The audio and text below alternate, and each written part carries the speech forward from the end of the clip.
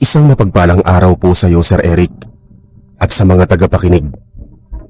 Ako po si Enrico, at ang kwento ko pong ibabahagi sa inyo ay karanasan ng aking lolo ukol sa nakilala niyang mag-amang mga ngahoy. Gayon din ang tinaglay niyang mutya na nakapagbago ng takbo ng buhay niya noong mga panahong nasa kabataan pa siya. Sa maniwala po kayo at sa hindi ay totoong nangyari po ito sa buhay ng aking lolo. Tandang-tanda pa niya noong taong 1983. Naninirahan ng kanyang pamilya sa lalawigan ng Quezon. Nagmula sa mahirap na pamilya ang aking lolo.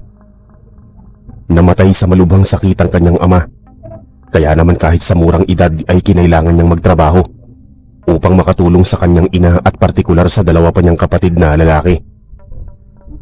Siya ang panganay sa magkakapatid at hindi sapat ang pera ng kanyang ina sa pagtitinda ng mga kakanin. Kung kaya't noong dumako na siya sa edad na 14, ay napilitan siyang magtrabaho sa isang matandang nagpapatinda sa kanya ng sorbetes. Ang matandang lalaki rin ang nagpapasahod sa kanya. Bagamat hindi ganoon kalaki ang nakukuha niyang pera, ay kahit paano naman ay nakakatulong yun na pandagdag sa panggastos ng kanilang pamilya. Isang araw ay hindi nakapasok sa paaralan si Lolo Timoteo at kinailangan niyang maubos na maibenta ang mga sorbetes na nakalagay sa kanyang kariton na inililibot niya sa kanilang lugar. Medyo matumal ang pagbibenta niya ng sorbetes mula umaga hanggang tanghali. Halos nawawalan na siya ng pag-asa sapagkat marami pang natitirang sorbetes sa kariton at imposible na niyang yung maubos sapagkat madalang ang bumibili sa kanya pagsapit ng hapon. Nanlilimahid na siya sa pawis at talagang mukha na siyang marungis habang isinusudlong ang kariton. Namamalat na din ang lalamunan niya sa kasisigaw at pangangalok sa mga taong nakikita niya sa daan.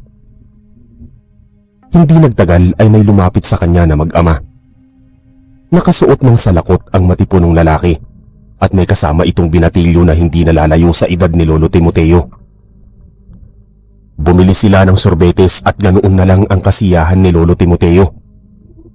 Ibinigay ng mag-ama ang kanilang bayad at bago pa makapagpasalamat si Lolo, ay pabulong siyang kinausap ng lalaking nakasuot ng salakot. Binalaan siya nito na huwag magpaabot ng gabi sa daan at kung maaari ay umuwi na bago sumapit ang takip silim sapagkat may mga gumagalang aswang sa kanilang lugar at dumadagit ng mga inosenteng kabataan kapag dumadako ang gabi. Medyo nakaramdam ng kilabot si Lolo sa tinig ng naturang lalaki, pero tumango naman siya bilang pagsang-ayon sa mga sinabi nito. Taos-puso siyang nagpasalamat dito, gayon din sa kasama nitong binatilyo. Nakakatiyak siyang anak ito ng lalaking sapagkat kawangis ng binatilyo ang anyo nito. Umaliwalas ang mukha ng binatilyo at naisip niya na mukha itong palakaibigan. Tuluyan na siyang nagpaalam sa mga ito at laking gulat niya noong sumalubong sa kanya ang ilang kabataang bumili ng kanyang panindang sorbetes. Gumaan ang loob niya at halos nawala ang pagod niya sa hapong yon sapagkat dalawa na lang ang natira sa kanyang panindang sorbetes. Pakiramdam pa niya ay may hatid na swerte ang mag-amang bumili ng sorbetes. Nang hinayang naman siya at hindi niya nagawang makipagkilala at alamin ang mga pangalan nito. Nagpatuloy na lang siya sa pagsusudlong ng kariton at hindi niya namalayang nag-uumpisa na palang magdakip silim. Maya-maya ay napahinto siya sa daan at may humarang sa kanyang tatlong kabinataan na matitipuno ang mga pangangatawan. Nakita nila na may natitira pang sorbetes sa kariton kaya inutusan nila si Lolo na sa pilitang ibigay sa kanila ang mga sorbetes. Subalit hindi pumayag si Lolo Timoteo at nakiusap siya na lubayan na siya ng mga ito. Gusto niyang umiwas sa gulo ngunit uminit ang ulo ng mga kalalakihan. Walang habas siyang pinagtulungang sikmuraan at pagsusuntukin sa muka bago nila kinuha ang mga natitirang sorbetes sa kariton. Bumulagta sa lupa si Lolo at kasabay nun ang mabilis na pagpuslit ng tatlong kalalakihan. Saglit na nawalan ng malay si Lolo at hindi naman nagtagal ay sinikap niyang bumangon kahit masakit ang tiyan niya at nabamaga ang kanyang tigkabilang pisngi. Nagdesisyon na siyang dumiretso patungo sa bahay ng matandang lalaki na pinagtatrabahuhan niya. upang isoli ang kanyang napagbentahan sa buong araw na yon. Sa kamalasan pa niya ay kinaltas ang 2 sorbetes na ninakaw ng mga kalalakihan. Wala naman siyang nagawa at nagpasalamat na lang siya sapagkat may naiuwi pa rin siyang pera. Pagkadating niya sa kanilang bahay, ay kaagad na binigay sa ina ang kanyang nasahod. Medyo nalungkot siya sapagkat maliit lang ang naiuwi niyang pera. Nahabag ang kanyang ina noong malaman nitong sinaktan siya ng mga kalalakihang nagnakaw ng natitira niyang panindang sorbetes. Balak na sanang gamutin ng kanyang ina ang mga natamo nitong pasa sa muka, kaso ay minabuti na lang ni Lolo Timoteo na siya na mismo ang gumawa nun sa kanyang sarili. Naisip niyang kailangang may maipandagdag na pera sa kanyang pagbibenta ng sorbetes. Nagpaalam siya sa kanyang ina na magtutungo siya sa gubat upang kumuha ng mga halamang gamot na panlunas sa pamamaga ng kanyang pisngi. At bukod doon ay makahanap ng mga ligaw na prutas na maaari niyang maibenta. Nag-alala ang kanyang ina, pero kinalaunan ay pinayagan na din siya nitong makalabas ng bahay. Dinala ni Lolo ang isang gasera, gayon din ang kaluban na may itak na isinukbit niya sa kanyang tagiliran. Nagdala siya ng bayong at hindi na niya nagawang kumain ng hapunan. Naisip niya na kakain na lang siya kapag nakabalik siya mula sa gubat. Nagpaalam siya sa kanyang ina at mga kapatid bago lumabas ng bahay. Medyo madilim at walang buwan noong gabing yon. Sumalubong ang kalamigan ng gabi. Naglakad si Lolo sa kahabaan ng daan at tila na wala sa isip niya ang mga babala sa kanya ng lalaking bumili ng sorbetes. Nakarating siya sa may gawing kubat at nag-umpisa siyang mangalap ng mga halamang gamot, gayon din ang mga ligaw na prutas at gulay. Inabot pa siya ng ilang minuto at hindi na niya namalaya ng oras. Nang makasigurado na siyang maraming nakolektang pambentang prutas at gulay, saka pa lang siya nagdesisyong umuwi sa kanilang bahay. Subalit natigilan siya sa isang dako ng gubat habang bitbit ang bayong at gasera, sapagkat may naulinigan siyang pumapagaspas na hindi nalalayo sa kanyang direksyon.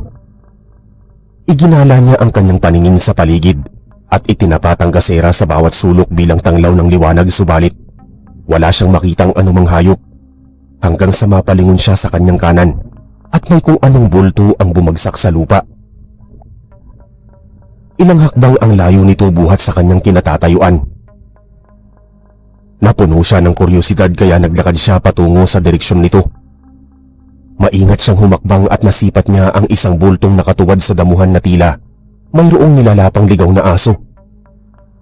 Kinilabutan siya lalo pat tumapat ang liwanag ng gasera sa likuran ng bulto. Dahil doon ay tumigil ito sa pagkain at mabagal na ipinihid ang ulo. Lumingon ang nilalang at bahagyang napaatras sa sobrang gulat at sindak si Lolo nang mapagmasda ng anyo ng naturang nilalang. Mayroon itong mapupula at nanlilisik na mga mata.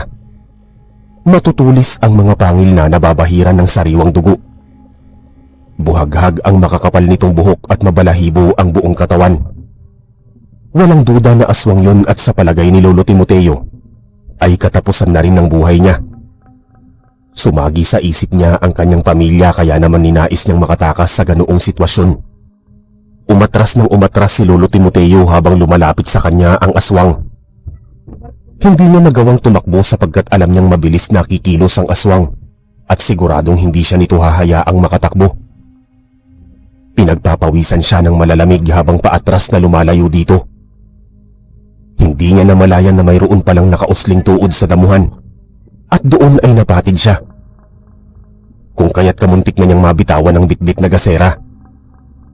Napahiga siya sa lupa at nakaramdam siya ng panganib bago pa lumundag at umibabaw sa kanya ang aswang at mabilis siyang nakuha ang itak mula sa kanyang kaluban. Isinangga niya yun sa aswang na kamuntik na siyang kagatin, subalit mas malakas ang puwersa nito at nakalmot pa siya sa kanyang tigkabilang braso. Nakikipagbuno si Lolo Timoteo habang sumisigaw at humihingi ng tulong. Maya-maya ay may kung anong mahabang sibat ang lumipad at tumama mismo sa dibdib ng aswang na naging dahilan upang mawalan ito ng balanse at tuluyang bumagsak sa damuhan. Nagulat si Lolo Timoteo kung saan nagmula ang sibat, kung kaya't kahit marami siyang sugat at kalmot sa braso ay hindi niya ininda yon. at bumangon siya upang alamin kung anong nangyayari. Nagulantang siya noong may lumagpas sa kanyang harapan na dalawang bulto at lumapit ang mga ito sa aswang. Kitang-kita niya ang pinagtutulungan ng isang lalaki at binatilyo na pagsasaksaki ng aswang gamit ang isang bagakay at bolo. Tumalsik sa damuhan ng dugo ng aswang. Halatang gigil na pumatay ng dalawang lalaki. Lumipas ang ilang sandali ay nalagutan ng hininga ang aswang. Namahinga ang dalawang lalaki. Sumandal sila sa katawan ng isang punong kahoy at doon palang nasilayan ni Lolo Timoteo ang pamilyar na mukha ng dalawang lalaki. Hindi niya sukat akalaing sa gubat pa niya makakaengkwentro ang mga ito. Hindi niya malaman kung nagkataon lang ang lahat o talagang nakatakdang magkita-kita pa sila muli sa hindi niya inaasahang tagpo. Rumihistro sa isip niya ang wangis ng kanilang muka at hindi siya nagkamali sa kanyang palagay. Yun mismo ang mag-ama na bumili sa kanya ng sorbetes. Nang mahimasmasa ng mag-ama ay lumapit sa kanila si Lolo Timoteo at nagtanong kung anong ginagawa nila sa gubat at kung paano nila nalaman na nasa panganib ang kanyang buhay. Tumugon ng nakakatandang lalaki na tila nasa 40 na mahigit ang edad, pero batak at matipuno ang pangangatawan. Nabanggit niya kay Lolo na tinutugis nilang mag-ama ang aswang sa gubat at aksidente lang na natagpuan nila ang aking lolo na nakikipagbuno dito. Bukod pa doon ay nagpakilala ang lalaki bilang si Mang Policarpio at pinakilala niya ang kanyang anak na si Sebastian. Kapwa sila mga ngahoy at mag-uuling pero tumutugis din sila ng mga aswang. Nagpasalamat si Lolo sa pagliligtas ng mag-ama sa kanyang buhay. Nagpakilala din siya at sinabi niya ang pakay sa pagpunta sa gubat. Medyo nahabag ang mag-ama sa mga natamo niyang sugat sa tigkabilang braso. Gayon din ang mga pasa niya sa muka, dulot ng pagkakasuntok niya ng mga kalalakihang nagnakaw ng kanyang panindang sorbetes. Pinayuhan na muna siya ng mga ito na sumama sa kanilang mag-ama sa may kakahuyan upang magamot ang mga sugat niya. Ngunit tumanggi siya sapagkat naisip niya na baka nag-aalala na ang kanyang ina at kinakailangan niyang makauwi sa kanilang bahay. Kaso ay biglang kumirot ang mga sariwang sugat sa tagkabilang braso kung kaya't napilitan na din siyang sumama sa mga ito. Nag-umpisa silang maglakad sa kasukalan. Medyo may kalayuan din ang bahay ng mag-ama at kinakailangan pa nilang tumawid ng ilog para makarating sa dakong kakahuyan. Noong makasapit sila sa kakahuyan ay nakita ni Lolo ang mangilan-ngilang mga kubo. Nagtungo silang tatlo sa isang kubo na may katabi pang dalawang kabahayan. Pumasok sila sa loob at tumambad sa harapan ni Lolo Timoteo ang napakaraming kwintas at mga pangontra sa aswang at iba pang mga agimat at palamuti na nakasabit sa dingding. Nabanggit ni Mang Policarpio na bukod sa pagiging mga ngahoy at mag-uuling nilang mag-ama ay kilala din sila ng mga kapitbahay bilang mga magmumutya. Ipinakita pa niya kay Lolo ang kanyang mutya na nakakwintas sa kanyang leeg. Namangha si Lolo lalo pat nakita din niya ang tinataglay na kwintas ni Sebastian. Ipinaliwanag ng mag-ama na matagal na silang may taglay na mutya sa kanilang katawan. Kaya protektado sila laban sa mga masasamang elemento at hindi sila basta-basta dinadapuan ng matinding karamdaman. Si Mang Policarpio ay may tangan na mutya ng kalabaw, samantalang si Sebastian naman ay mayroong mutya ng kidlat. Habang nagkikwento si Mang Policarpio ay pinaupo na muna niya sa mahabang lamesang kawayan si Lolo Timoteo. Nagpunta ito sa kusina kasama si Sebastian at nagpakulo sila ng tubig. Makalipas ang ilang minuto ay may dalang palanggana si Sebastian na may lamang maligamgam na tubig samantalang si Mang Policarpio ay may dalang maliit na botelya ng lana na may halong maliit na halamang ugat, gayon din ang malinis na bimpo. Hinugasan na muna niya ang mga sugat ni Lolo Timoteo pagkatapos ay pinahiran niya ng lana ang mga braso, gayon din ang tigkabila nitong pisngi, bago umusal ng kakaibang Latin na lingwahe na hindi maintindihan ng aking lolo. Maya-maya ay natapos ang panggagamot sa kanya at unti-unti ay nawala ang kirot mula sa kanyang mga sugat at pasa. Kinausap siya ni Mang Policarpio na mag-iingat sa mga masasamang elemento sa paligid, maging mapagmatsyag at maging mapanuri. Dagdag pa niya na hindi madaling makasumpong ng mutya sapagkat ito ay pinagkaloob lamang sa mga taong pinili at may busilak na kalooban. Pagkatapos ng makapagsalita ay inihatid nilang mag-ama si Lolo Timoteo palabas ng kakahuyan at doon sila naghiwa-hiwalay ng landas. Nakauwi naman ng ligtas ang aking lolo pero ganoon na lang ang pag-aalala ng kanyang ina. Lubos ang pangamba nito noong isalaysay niya ang mga nangyari. Hindi na siya nakakain ng hapunan sapagkat nalipasan na siya ng gutom pero nagpapasalamat pa rin siya at nailigtas siya sa tiyak na kamatayan. Mabuti na lang at naiuwi niya ang mga halamang gamot. Gayon din ang mga ligaw na prutas at gulay.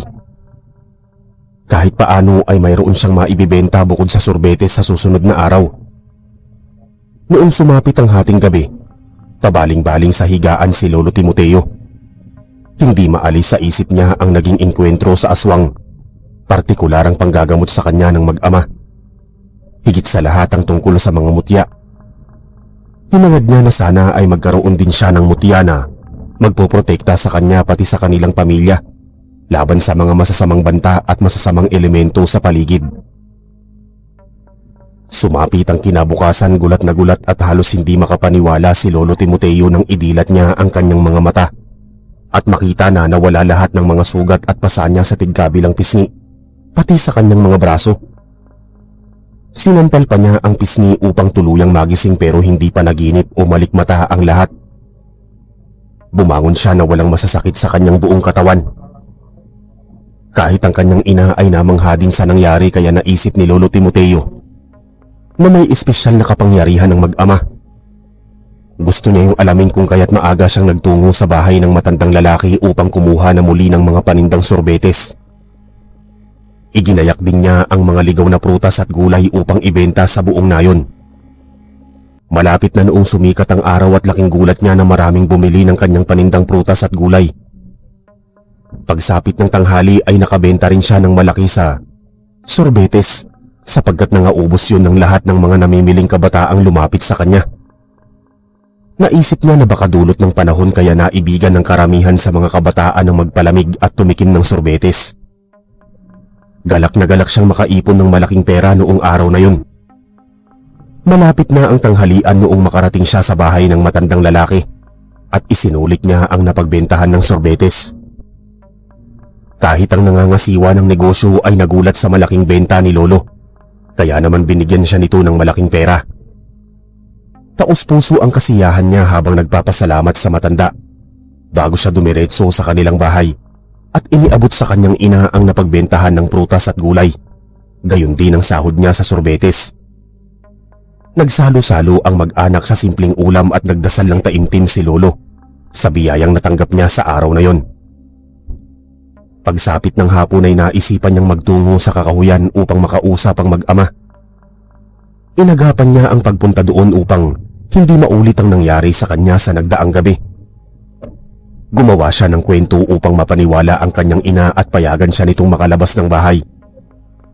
Alam kasi niyang hindi siya nito hahayaang umalis kapag nalaman nito na pupunta siya sa kakahuyan na may ilang kilometro lamang ang layo sa gubat, kung saan siya kamuntik mapatay ng aswang.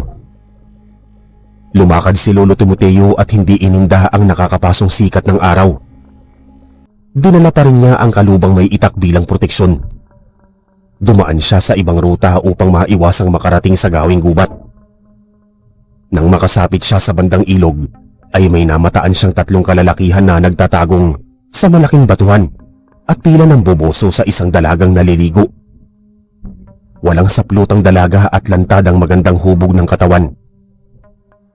Hindi na sana niya papansinin yun. Napalingon sa kanya ang isa sa mga lalaki at dahil doon ay napukaw ang kanilang atensyon.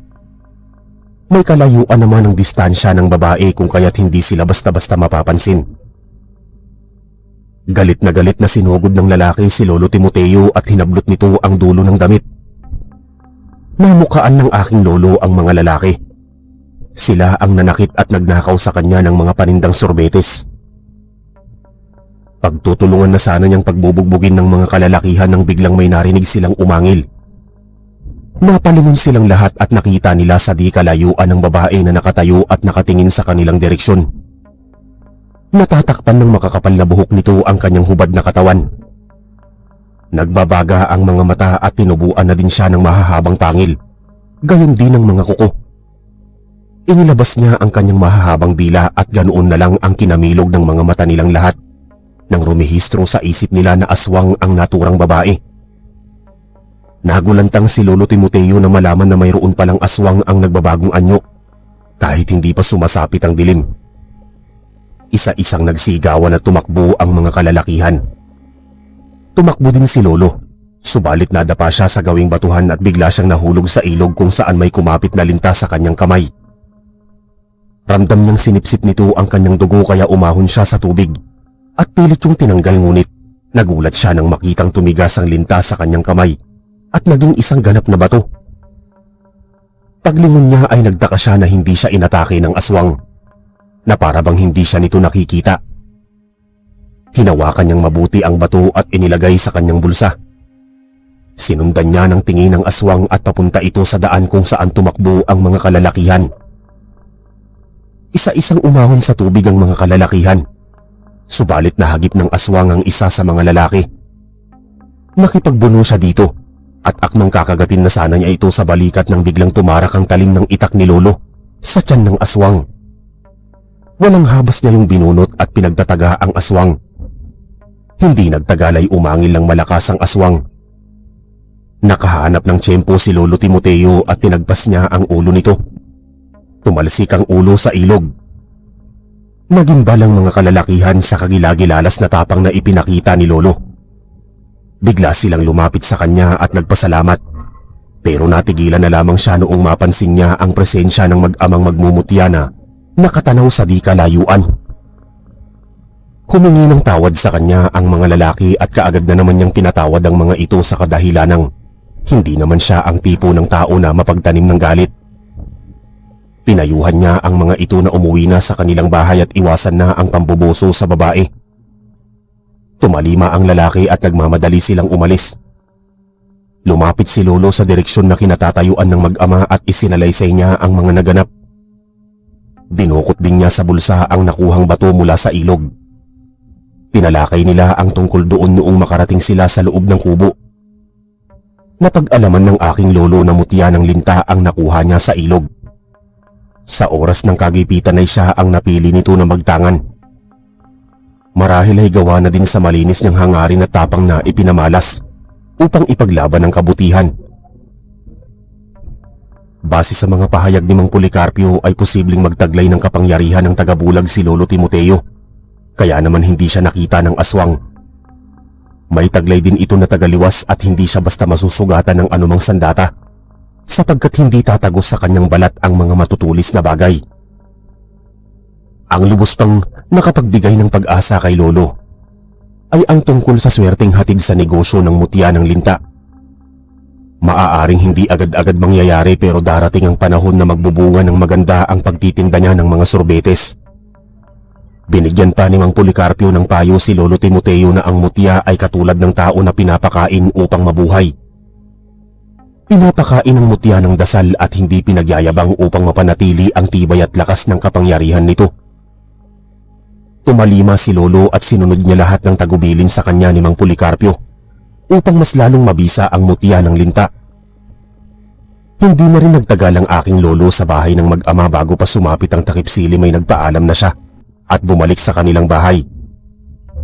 Ayaw niyang mag-alala ng husto ang kanyang ina. Ayaw din niyang mapahamak ang kanyang pamilya lalo pat wala pa siya sa kanilang bahay. Sa mga sumunod na araw ay mukhang nagkakaroon ng katuparan ng mga sinabi ni Mang Policarpio. Sinwerte nga si Lolo sa pagbibenta ng sorbetes at marami pang mga suki ang nag-aabang o pumapakyaw nito. Hindi nagtagal ay nakaipon ng pera si Lolo Timoteo at naipaayos nila ang kanyang ina, ang kanilang tahanan. Nakabalik na din siya sa pag-aaral pero hindi pa rin niya binitawan ng pagbibenta ng sorbetes. Malaki ang utang na loob niya sa matandang lalaki na nagbigay sa kanya ng trabaho, kaya naman patuloy pa rin siya sa pagtitinda. Isang araw ay may dumating na karibal sa pagbibenta ng sorbetes si Lolo. Isa itong lalaki na nasa 20 mahigit ang edad at nagmula sa Leyte. Kilala ang lalaki bilang Simon pero walang masyadong alam na impormasyon ng mga residente sa naturang dayuhan. Kung gaano kaagap magbenta ng sorbetes si Lolo Timoteo ay tinutumbasan pa yun ni Simon. Inaakit din ni Simon ang mga suking kabataan ni Lolo na bumili at tumangkilik ng kanyang sorbetes. May taglay na katusuhan at kasakiman din si Simon, kaya naman hindi siya nagpapatalo kay Lolo. May mga pagkakataon na hindi makaubos ng sorbetes ang aking lolo dulot ng panunulot ng dayuhang sorbetero. Pero hindi siya kinakitaan ng galit. Hindi siya gumanti dito bagkus ay nagpatuloy lamang siya sa pagtatrabaho ng patas sa araw-araw. Sa kabila nun ay umugong ang bali-balita na di umano ay nawawala ang ilang kabataan na tila may dumudukot sa kanila sa pagsapit ng gabi. Naalarma ang mga tanod sa opisyal na barangay noong may natagpuan sila sa talahiban na bangkay ng mga kabataang wala ng buhay at ubos ang lamang loob. Suspecha ng karamihan sa mga residente ay kagagawan yun ng gumagalang aswang na nambibiktima naman ng mga kabataan. Sa puntong yun ay naalarma si Lolo kaya nagmatsyag siyang mabuti. Nakipagtulungan siya sa mag-ama upang malaman kung anong misteryo ang bumabalot sa kanilang lugar, gayon din sa pagkawala ng mga kabataan. Isang araw ay inabutan ni Lolo ang ilang kabataang naglalaro sa labas ng kanilang bahay nang biglang nagpintig ang kanyang tenga noong may narinig siyang umiiyak at sumisigaw na bata. Kaagad siyang lumapit dito at nakita niya mula sa kinakain nitong sorbetes ang isang malaki at bilog na mata ng tao. Bukod pa doon ay may napansin din siyang batang babae na nang himatay at bumagsak sa lupa sa hindi malamang kadahilanan. Nakita kaagad yun ng kanilang mga magulang kaya pinayuhan ni Lolo Timoteo ang mga magulang na dalhin sa albularyo ang kanilang mga anak upang masuri ang kondisyon ng mga ito. Sumama si Lolo sa mga magulang na nagdala ng kanilang mga anak sa magaling na albularyo sa kanilang lugar at doon niya nadiskubre na nayanggaw pala ng aswang ang mga kabataang bumibili ng sorbetes. Kinilabutan ng husto si Lolo. Hindi niya inaasahan isa palang aswang ang kakumpetensya niyang sorbetero. Batay pa sa impormasyong nakalap niya buhat sa albularyo, nabanggit nito na lamang loob ang ginagamit ng sorbetero sa kanyang binibentang sorbetes at hindi malayong may kinalaman ito sa paggawala ng mga kabataan sa kanilang lugar. Ipinagtapat niya sa harap ng mga magulang na mayroon na pala siyang nagamot na lagpas sa 5 bata na kamuntik ng maging aswang dulot ng pagkain ng sorbetes. Kaya naman pinayuhan niya ang mga magulang na kung maaari ay wag basta magtiwala sa dayuhang sorbetero at wag papakainin ng tinitinda nitong sorbetes ang mga kabataan. Simula nang magamot ang mga bata ay hindi na sila bumibili ng sorbeterong dayuhan, bagkus ay lumipat sila kay Lolo Timoteo. Kaya naman kahit paano ay bumalik ang sigla ng kanyang pagtitinda ng sorbetes. Kaya lang ay dumako ang isang araw ay napansin ni Lolo sa isang bakanting lote ang kapitbahay nilang batang babae na si Antonia na bumibili ng sorbetes kay Simon. Nagawa pa siyang isama nito sa kanyang pagtitinda.